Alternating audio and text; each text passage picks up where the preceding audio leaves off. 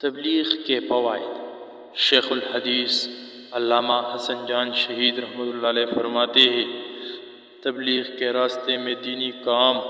آدمی کے ایمان کو پختہ کرتا ہے، اس لیے کہ ہر وقت دین کی باتیں ہوتی رہتی ہے،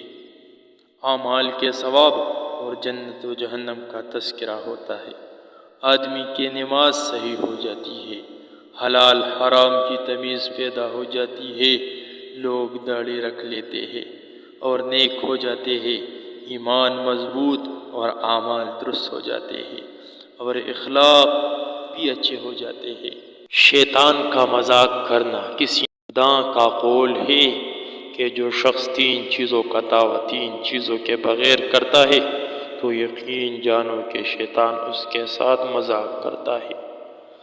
جو شخص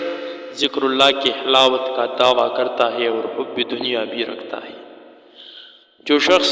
اپنے نفس کو ناراض کیے بغیر اپنے خالق کو راضی کرنے کا مدعی ہے، جو شخص لوگوں کی تعریف اور ثنا بھی چاہتا ہے اور پھر اخلاص کا دعویٰ بھی کرتا ہے۔ حضرات، اگر آپ نے ہمارے چینل کو سبسکرائب نہیں کیا تو ہمارے چینل کو سبسکرائب کریں اور ساتھ میں گھنٹی کا بٹن بھی دبائیے تاکہ ہمارے نئے ویڈیو آپ لوگوں کو پر وقت پہنچے۔